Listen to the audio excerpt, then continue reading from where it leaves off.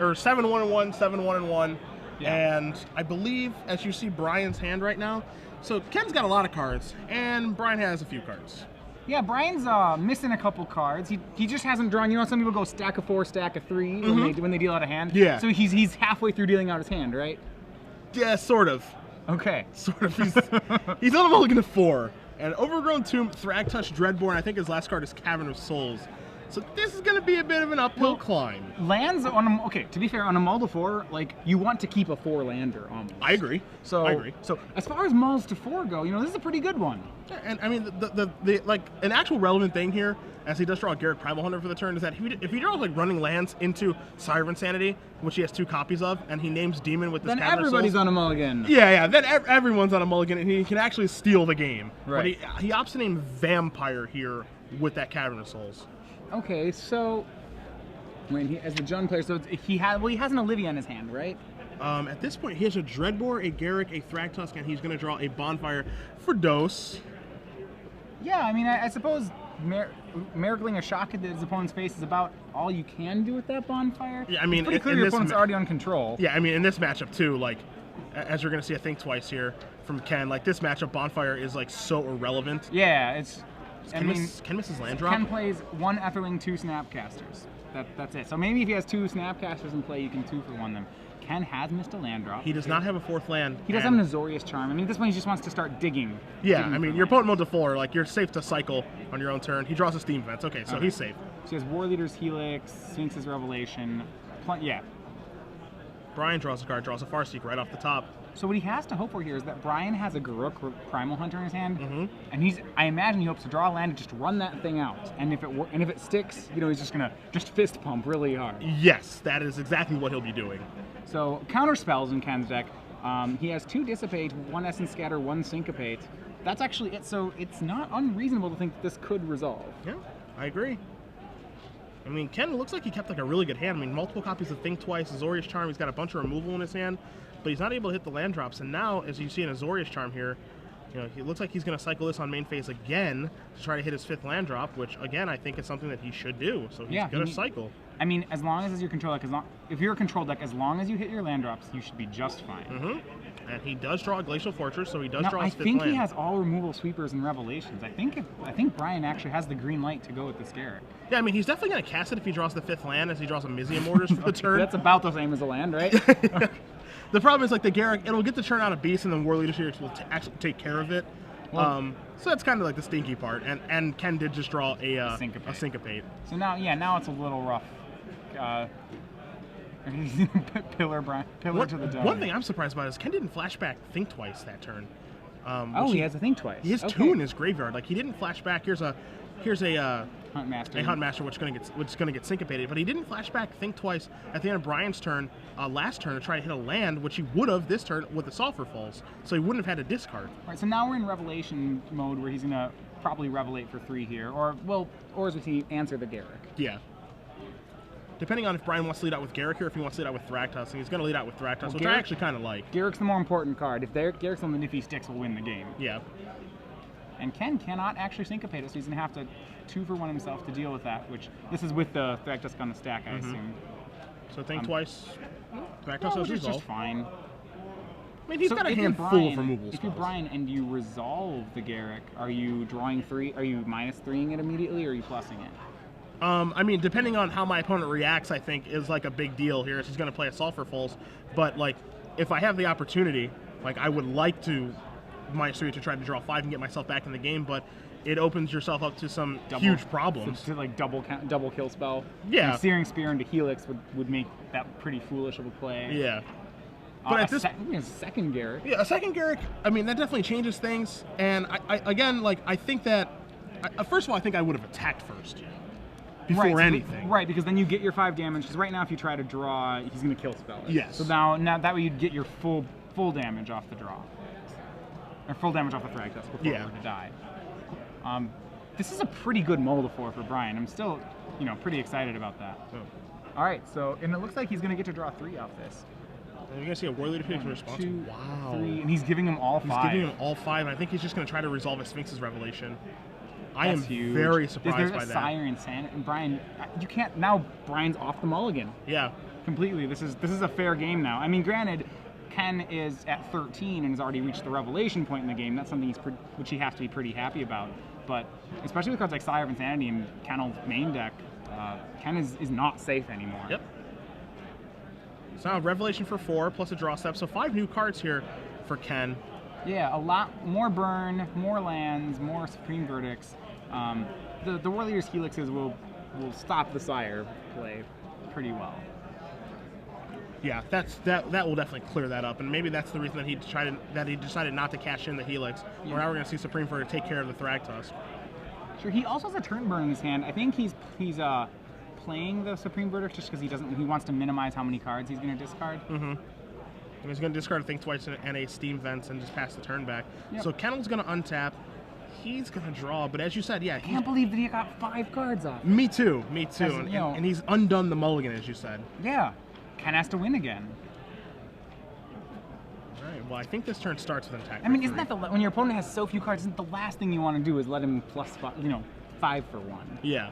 I mean, 3 is less than 5. I mean, yeah, he does have to use a War Leader Helix to do it, but I would rather prevent my opponent from drawing that many cards. Exactly. So now he has plenty of evidence. He has another Garruk, and hey, if the first one worked, why not do another one? Yeah. This time, I think Elevator goes up.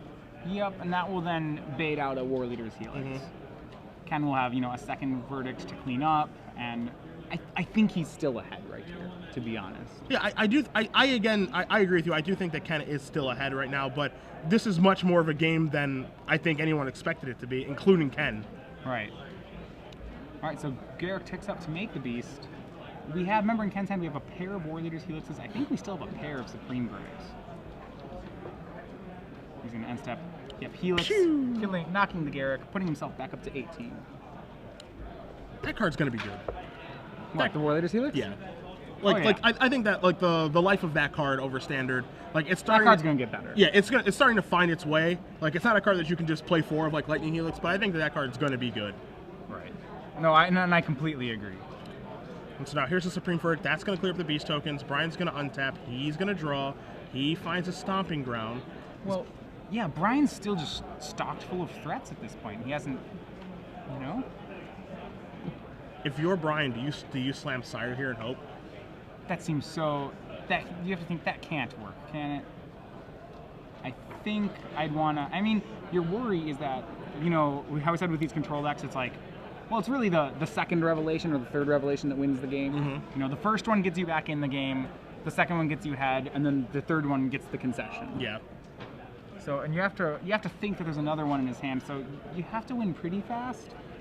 I think I might run out Sire. Yeah, I would slam it. He goes with Hunt Match to the Fells, does resolve, gain 2 life, put a Wolf token into play. Ken draws his card for the turn, and Ken was representing turn burn, so he would have been able to actually fuse turn burn. And now here's Pillar Flame that's going to take care of the Hunt Master. Exactly. So he doesn't have a lot of counter magic in his deck, and dealing with Sire is pretty difficult, but he does have turn burn at the ready to make it less difficult. Right now it looks like he has an end step revelation for 6 queued up. Like I said, that's the second revelation that gets you ahead, and then the third one is the one that wins the game. And he already has the third one in his hand. Right.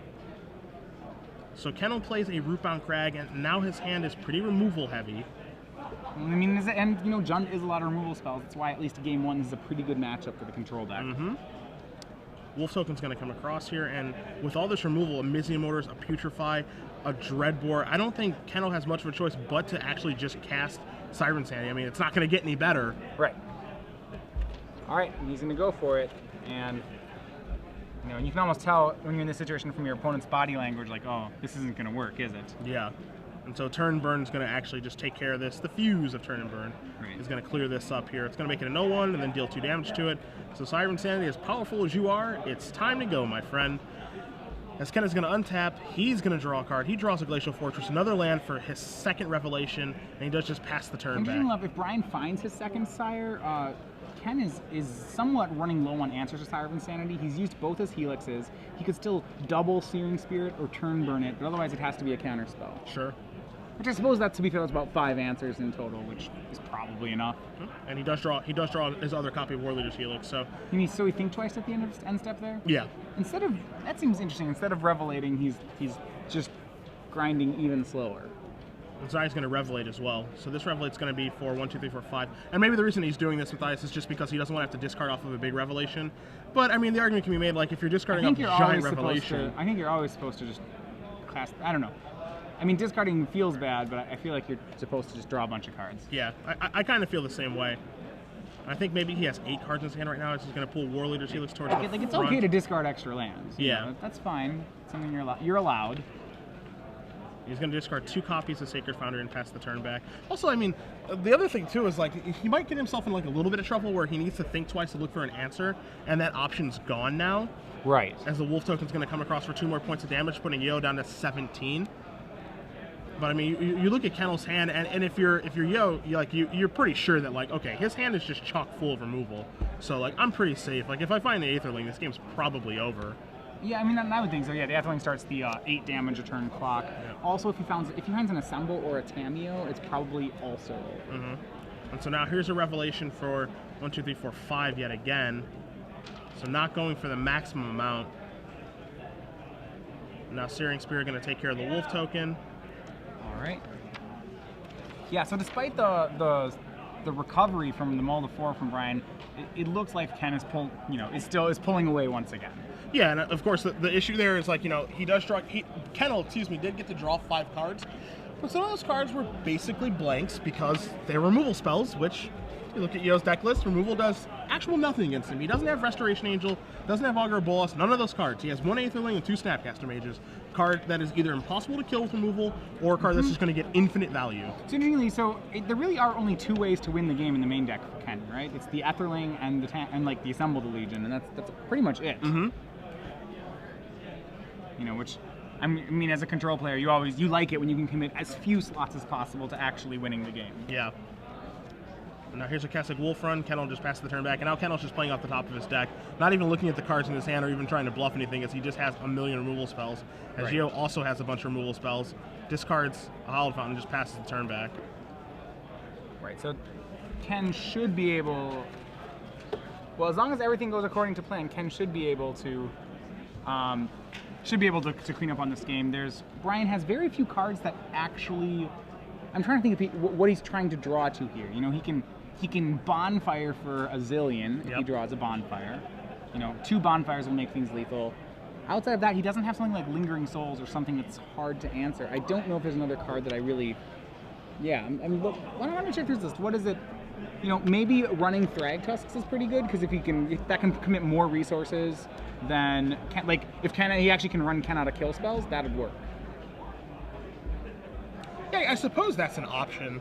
Again, I think that running bonfires is potentially that's a weird out, as we're going to see Jace Memory Adept. Right.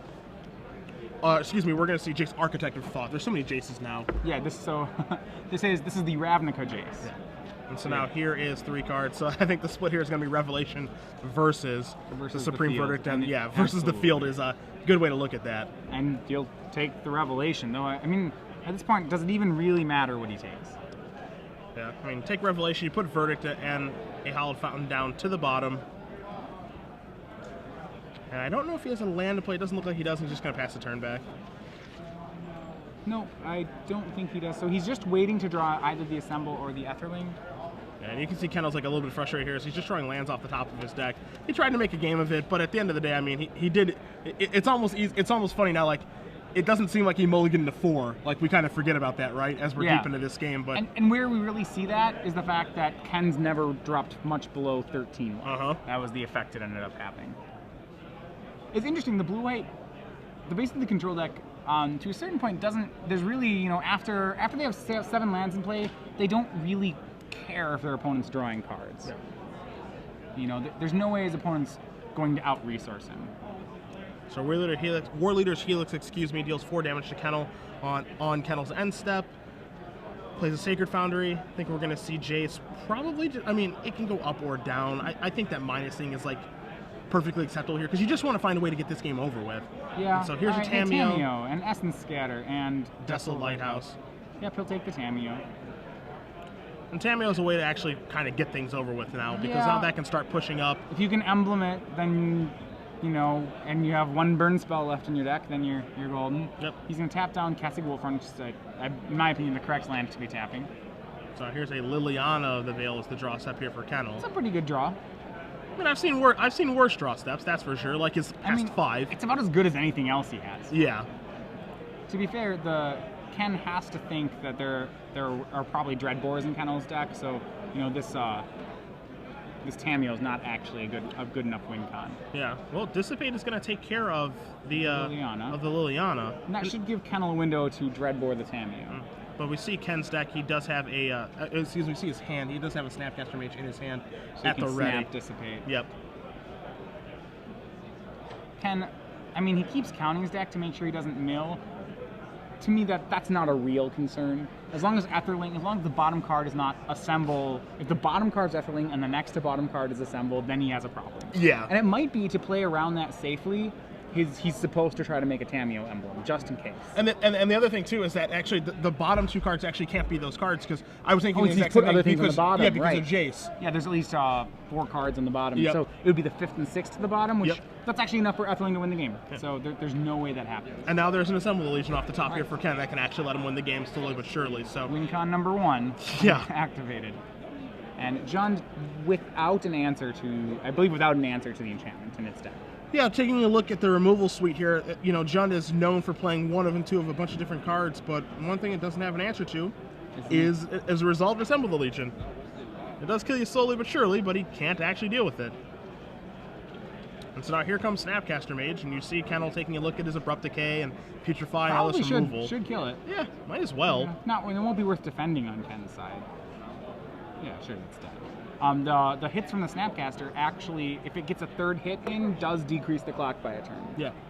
Or actually, well, one hit actually gets a turn, and then the 2nd hit gets another, and then the 3rd hit gets another turn. So here's a Ground Seal. That's going to draw into a Bonfire of the Damned. Not Miracles. Yeah, which is pretty ironic. Well, the funny part is that the Bonfire is going to take care of, can buy some turns from Assemble the Legion. Yeah. Isn't it ironic? Yeah, it's like, oh, the one, people always say, you know, should you play lots of Free Cyclers in a Miracles deck? And he's like, no, because if you play, you know, it messes up your Miracles. And you're like, oh, that's not a thing, but here it was. Again, we kind of forget, too, that Ken, you know, we see the Detention Sphere, we see the Mizium Orders, but he also just has the Force Sphinx's Revelation just in his hand that he hasn't cast yet. Right. So if he feels the need to actually pull the trigger on that, to try to find Etherling. Yeah, and he needs to close the door quickly for some reason, he can do that. Yeah, you would Revelation, I believe, for everything but the bottom 4 cards of your deck. And that would probably be fine. Draw step of Searing Spear. All right, that works. That's a relevant card. Remember, he does want to hold on to a burn spell in his hand so that if Tamiyo emblems, he can immediately win the game. Yeah. He's already used both his Helixes and both his Pillars, and his only other burn spells are 2 Searing Spears. Yep. So he is going to want to hold on to that as he's taking a look at his library yet again. Bonfire of the Damned off the top for a whole bunch. I mean, you can't play around ITAP at all. You can't. It's not like you can play around Syncopate. Yeah, you're in no situation to play around anything at this point. Now you're just like, come on, Bonfire you, boom. Is this enough? Probably not. So he's being very modest in his bonfiring. I'm a little surprised by that. I mean, again, there's nothing he can actually play around in this situation. It's just like, just light him up for all of it. And this is Miracle, correct? It's not the one from his hand? Yeah. Okay, he's bonfiring to redirect at Tamiyo. That's why he's only doing a smaller number. That makes sense. Let's go. Yep, now 2 soldiers. Legion continues to assemble. And here's a 2nd Legion token. Ken going to draw a card. It's a Dissipate. In case you were wondering whether or not Ken had his outs locked up, that goes another step in making sure it happens. And so here come the soldier tokens coming across, giving the beatdowns, and pass the turn back. Slowly but surely, Yeoh is going to win this game, it looks like. And now a 2nd Castle Wolfrun there for Kennel. All right. 18, soon to drop to 13. And then on the next swing, if everything goes according to Ken's plan, the next swing should drop him down to 3 and then 1 from the searing, 0 from the 2 spears in his hand. And again, Ken counting the cards in his deck. Yeah, he seems pretty worried about milling himself right now. Which yeah. That to me seems I don't know. I guess I'm not worried about it. Yeah, it's just not going to happen. Wait, why is there... Yeah, there That's need to be... That's not how that works. Yeah, there need to be that 2 makes more. a lot more. That's why that card's insane. It's because it starts making a lot of soldiers. Yeah. The Legion doesn't stop assembling. So in for 5 now. I'm going to push Kennel down to 13. Kennel draws a card. It's a Sire of Insanity. I don't think any cards... I don't know what cards matter. I don't know what he's drawing to right now. Yeah, and this is actually like a real concern, right? Like, we're playing for top 8 here. These players already have a draw. They can't draw again. If I'm Brian, I'm conceding. Yeah, I mean, I'm down a game against a deck that takes a long time to beat, and time is of like very important relevance. Again, because he already has a draw on the weekend. So as a result, like, it's okay to concede. I don't think there are a series of draws here that's going to get the job done, especially when you know that Ken has a revelation in his hand. Well, you don't want to concede too early because there's always the possibility that your opponent misplays. That said, the Assembled Legion is on the table. Like, the only misplay is if Ken just starts drawing cards and missing his Assembled triggers and forgetting to attack every turn. Yeah. Like, I give him enough credit to not, like, he's not going to forget all of those in succession every turn. Yeah. You know? The blunder that it would take for Ken to lose this, like, from this position would be monumental. Right. So right now it's like Brian's wasting his own comeback time. Yeah. And now a Dissipate's going to counter like this Mizium Mortars that was going to be overloaded. Sure. I mean, to be fair, like, if I'm a true control player there, I just let it resolve. Yeah, absolutely. I'm just like, yeah, okay, Mizium Mortars, that's fine. Make 4 soldiers for you. Like, yep, you maybe bought yourself a turn. Yeah, I mean, I definitely agree with you. Not that it matters, because it's not like there's because it doesn't matter because it's not like there's any spell that that actually matters anymore. Yes. So you can counter them all, you can not counter them all, you know, whatever. And now he's going to play Sire Insanity. So he uses all of his mana for the turn. Yeah, I mean, and that's Ken why you would want to hold back the counterspell. Ken, of course, has the answer. Yeah, Ken is just staring at a turn burn. Yeah. And not that, okay, even if the Sire does resolve, like, all right, that's fine. What happens to, you know, assemble, make 4 soldiers. Like, yeah. It's not like the Sire's even good enough. Yeah, the Sire isn't going to beat the Assembled Legion that is ticking up, and now here's an Aetherling. Sure. We cast it, and he has a fair amount of blue up. And by a fair amount, I mean all of it. All of the blue mana. Yeah. Okay, No. 8. Kennel draws a card, and now he's going to concede. And I'm really interested to see how the rest of this match plays out because, I mean, it's certainly, if I'm Brian in that situation, I am conceding about 4 or 5 minutes ago.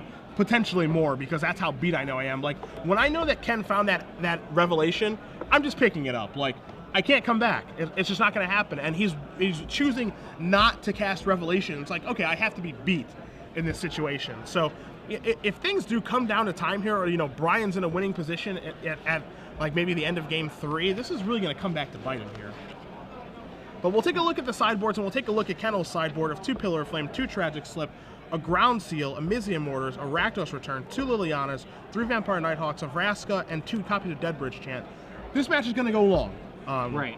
I mean, Jund is the aggressive deck, but it's more of like an aggro control deck here versus blue-white-red control. It can't change what it's doing. It's always going to be the control deck. So I think that we're going to see the Rakdos Return come in. We're going to see the 2 copies of Liliana come in. We're probably going to see the Vraska and 2 copies of Deadbridge Chant and side out a bunch of this removal that does nothing. He has so many dead cards. You might even see his Ground Seal come in because at least that draws a card. Yeah, I agree with you. Like, and yeah, so basically, I mean, it's pretty easy from the sideboard. Sideboard out the dead cards for any card you think could actually do something. And dead cards, I mean, we're looking at Pillar of Flame, Tragic Slip, arguably Abrupt Decay, even though it can take care of a Detention Sphere.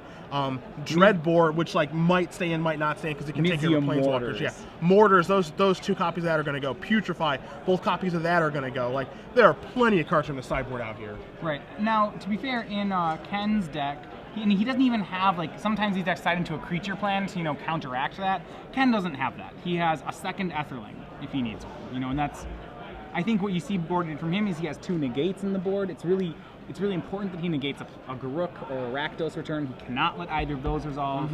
We'll see that happen. He has an extra turn burn. I'm not even sure he wants it. I guess it deals really cleanly with Thragtusk, so he probably plays it for that reason. Cleaning and Sire Insanity too. Yeah, so he can't let, so really there's some cards that Ken really has to try to not let resolve. traditionally Garruk was one of those cards, but actually War Leader's Helix suddenly means Garruk Resolving's, I think, a little more acceptable than it used to be, because you actually have a kill spell that you have some, you know, a point-and-click kill spell that deals with it. Yeah. The ones you can't let resolve are Sire and Rakdos Return. Yeah. Those will beat you. Yeah, Helix is a really interesting card just because, as you said, it's point and click that takes care of Garruk Primal Hunter. You know, before this card came in, it was like if you resolve Garruk Primal Hunter against a Hollow Fountain deck, it's like, geez, this is over. Right. Like slowly but surely, it's game. And it does that for Liliana too, actually. Yeah. So that's really interesting. That's something which, you know, having played a bunch of Revelation decks, I hadn't really thought of that. Now you have another pseudo counterspell for Garruk. I mean, the Planeswalker killer. Yeah. Well, they get a 3/3 out of the deal, but I mean, it's not like you can't deal with a 3/3. Yeah. Other things in Ken's board. So yeah, he has more sweepers. I don't really think it's that kind of matchup. He has a Jace Memory Adept, and I actually do like that card here. I think could go either way. Just if he feels like he has. It depends how many dead cards he actually feels like he has. It's not unreasonable to play it, but it's not necessary. Yeah, I mean, his deck has. I feel like, you know, that game one is kind of how things are going to go. But now that Brian's deck is full of all these insane haymakers after sideboard and very few dead draws, he's actually going to need some closing speed. Be it Aetherling, be it Assemble the Legion, or be it Jace Memory Adept. I think that his deck needs some closing speed because, you know, if we're going to play like this game of like, all right, let's trade our cards back and forth. I think we've gotten to the point where Brian's cards are just better in a vacuum than Ken's cards, and so he needs to actually close the game out once he gets ahead. Right. That's up. So Brian's going to take a look at his cards here, and because the game is going to go long, as Ken's going to take a mulligan, all Brian wants, Matthias, is just lands. He just wants lands to be able to cast his spells. All Ken wants, you said? Or no, all Brian wants. It's just like, I think both players, like, they're going to keep any hand that just has like lands and a couple spells in it, because like you just want to hit your land drops. Well, yeah, I mean, really, each deck only has a couple of spells that matter in their decks. You know, like I said, there's those spells that, you know, Ken can't let resolve, and that's all he really cares about. And, you know, so because that, what Ken really cares about are like Revelations and Counter Magic and things that answer those must-answer spells. Yeah. And we see in Brian's hand he has a Vraska and a Sire, but it's like his two danger spells here. Ken's going to take 2. He's going to go down to 18. And that's going to pass the turn. Clearly an Azorius Charm, I would say. Yeah. That or think twice. I mean, something that cycles. Wow, none of the above. Maybe he just wants to represent a Syncopate in case Brian, if he has a Syncopate, he might be worried about a Liliana. Okay, I'm good with that. I mean, the 2 life is pretty negligible. I think you can just make plays like that. So now here's a Farseek. You saw Ken take a look at his negate in his hand and said, I'm not going to do that. Azorius Charm's going to cycle. Ken's going to draw a card. Does he have the 4th land? He does. Interestingly enough, Brian has the Cavern into Sire of Insanity play available to him. Ken's answer to that is turn burn. He does not have enough mana to fuse it because of the Farseek. I don't know if he does have a War Leader's Helix. Okay, he does have the Helix for it? All right. So he's in the clear. I was thinking the exact same thing. It's like, oh man, is this just going to get him? But no, apparently not. And Brian's not going to go for that play. He's going to go for the Syncopate-proof Liliana, it looks like. And I like that a lot, honestly. Like, I like, if he didn't hit his land drop or something, and here's a negate, so it's going to take care of that. I really do like this a lot. Mm-hmm. I like how he's playing around the Syncopate, and it's a pretty good bluff on Ken's part. That untapped land turn 2 by not playing the Azorius Charm right away. If I'm Brian, I really do think Ken has a Syncopate, which it turns out he doesn't. And so now is he going to pull the trigger? Well, so now he's going to go for Sire. Going for Sire of Insanity, and that's just like, I'm a War Leader's Helix this immediately. I think, like, I don't know. So he drew a Liliana for the turn. The question is, what changed? Like, why not just go for the Liliana plant again? Right. And I'm not sure. I have nothing that I can think of why you wouldn't want to just do that again. Maybe if he feels like an early Liliana demands an answer, but there's a certain turn after which Liliana can not care and just Revelate instead. Yep. And maybe he felt like we crossed that pivotal turn where suddenly the Liliana's not a must answer anymore. So now Liliana's going to tick up. Ken's going to discard a Terminus, and Brian's going to pass the turn back. War Leader's Helix, clean answer to that. Yeah, and that card really just continues to impress right now. It's a great answer to a lot of the cards that he just has to answer. And you see Renounce the Guilds in Ken's hand. He does have Renounce the Guilds. What's surprising to me is that he had to Renounce the Guilds, yet he decided to... Did he have that when the Sire came down? Because I probably... Renounce the Guilds? Never mind, just kidding. Renounce the Guilds is pretty good here, right? All right. just kidding. Yeah.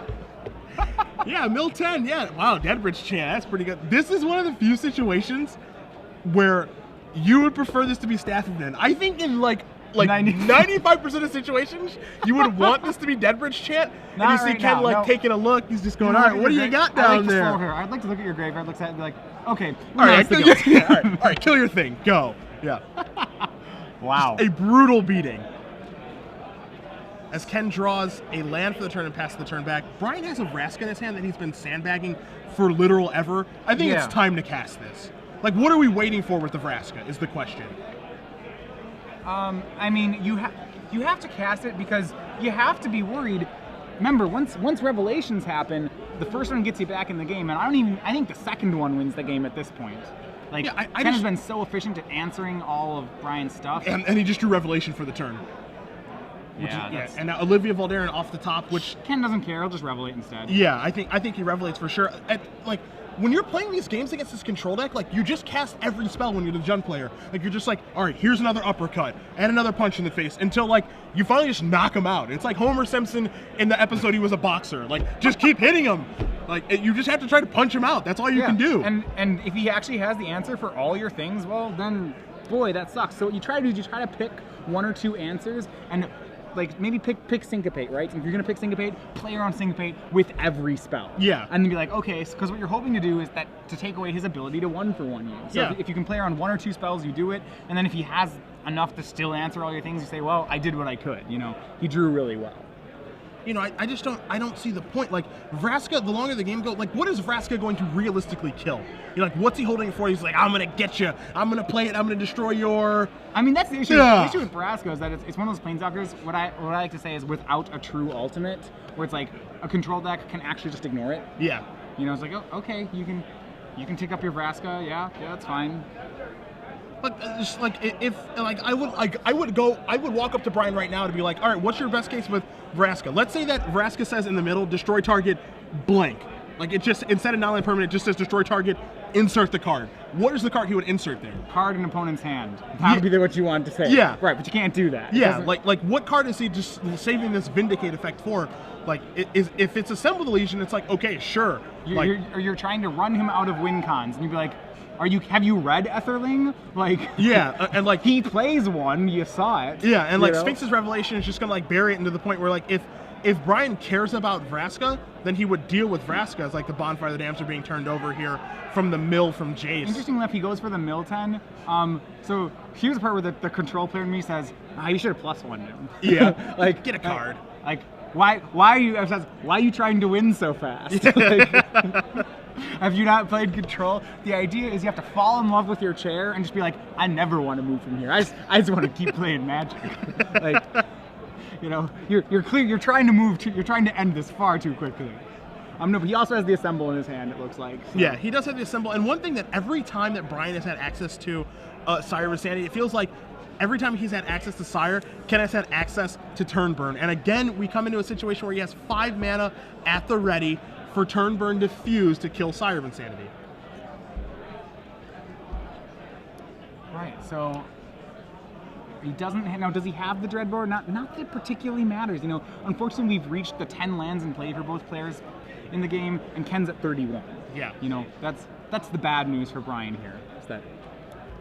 And so now he's thumbing for his lands. It looks like he's thumbing for either 5 or 6 of them. I can't tell how many. And now he's going to pull the trigger on Vraska. And again, this is the thing I just don't understand. Like, this Vraska could have just been ticking up and up and up like the entire time so that it could Vindicate 3, 4, some ridiculously high number of times. I mean, so there's part of you here that says, though, okay, so say he has a Vraska with like 11 counters on it. If you're the control player, like, do you care? Not especially. And there's like, yeah, I mean, you can try to Vraska this Etherling if you'd like.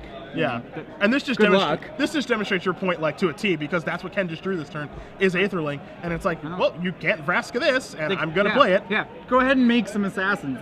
Let's see if I get hit by one of them, okay? Like, yeah. You don't actually care about any of the modes on the card. I guess he can plus the Vraska forever, and now Etherling can't hit him.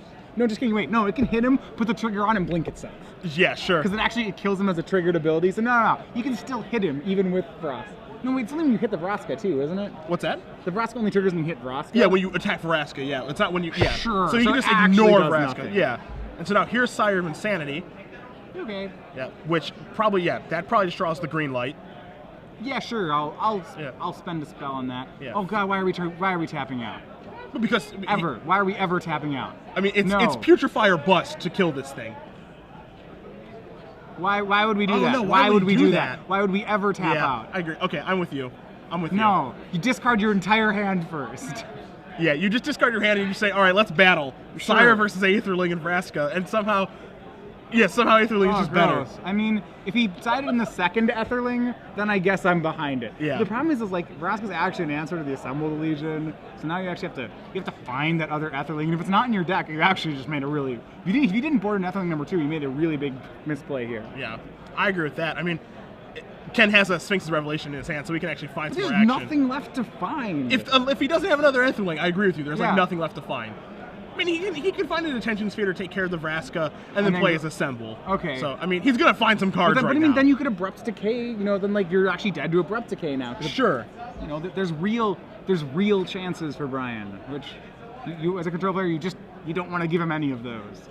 I mean, then he should have, Right. as he draws Supreme Verdict, what basically probably should have happened is he should have just gone, all right, dissipate your Sire of Insanity. You're going to see, renounce the guild, sure. All right, renounce the Vraska. Still have all these lands. So here's a bunch of mana, here's Assemble the Legion, and now pass the turn As back. we know, Ken doesn't, but that was the only Vraska in Brian's deck. He's back to having 0 answers to Assemble the Legion. Yes.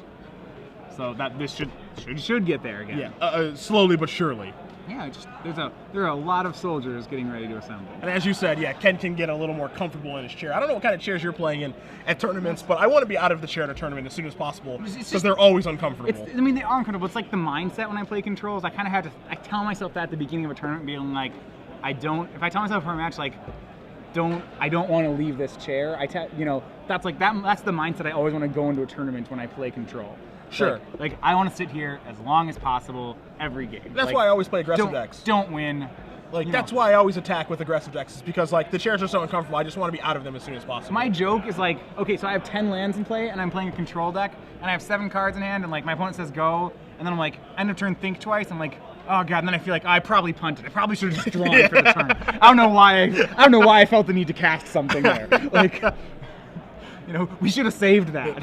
And Brian is going to extend the hand in the face of a Tamiyo and Assemble the Legion ticking on up, and Ken with a lot of cards in his hand. So Ken, Yeoh, it's going to be 8-1-1. 8-1-1. That's a spot in the top 8. That should be a spot in the top 8, That is right? locked. Looking at this, that is locked. Does he have good breakers too? Doesn't matter. Okay. Doesn't matter. Just on record, that is a lock. You're the math teacher. I really hope you're not wrong. It's easy. The math's really easy here. That's just, All right, I believe.